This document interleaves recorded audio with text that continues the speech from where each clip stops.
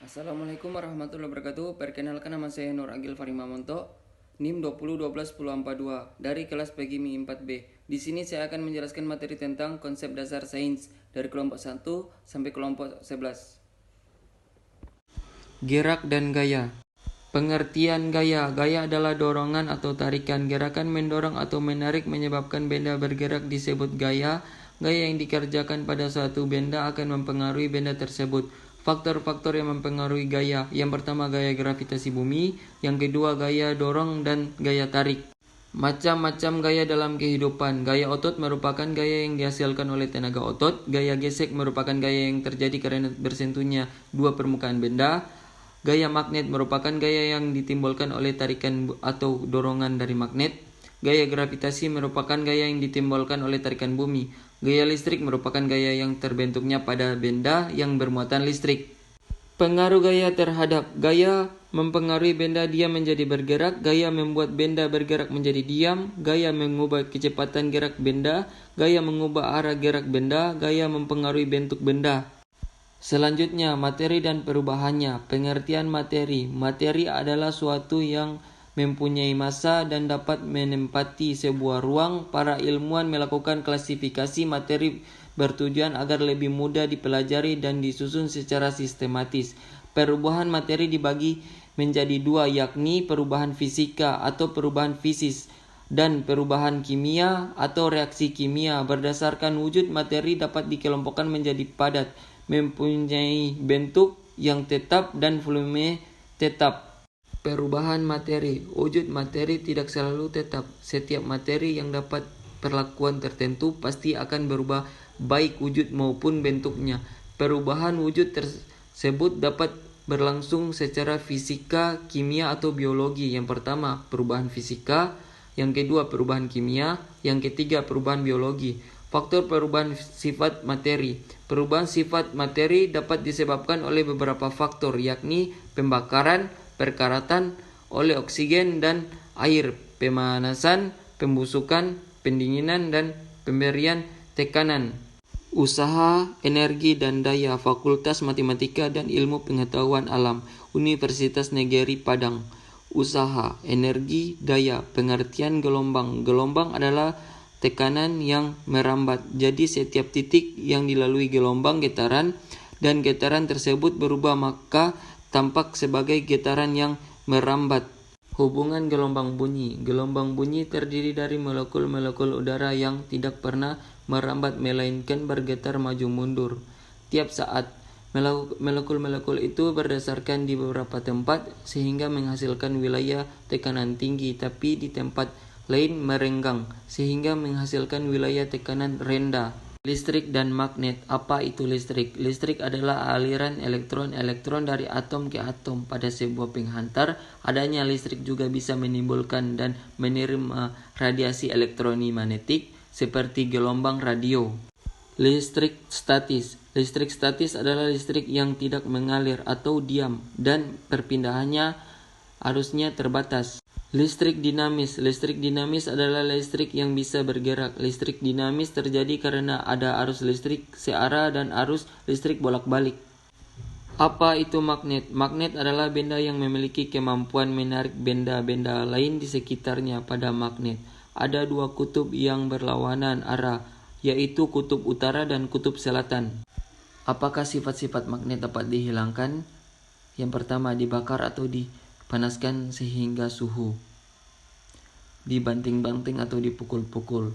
Magnet diletakkan pada solenoida, kumparan kawat berbentuk tabung panjang dengan lilitan yang sangat rapat dan dialiri arus listrik bolak-balik.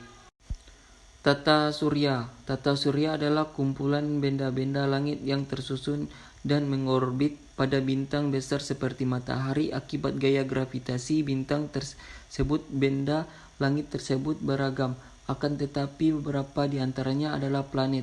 Pengertian planet adalah benda astronomi yang mengorbit bintang atau sisa bintang yang cukup besar untuk mempunyai gravitasi sendiri, tidak terlalu besar untuk menciptakan termonuklir dan membersihkan daerah orbitnya yang penuh dengan planetesimal.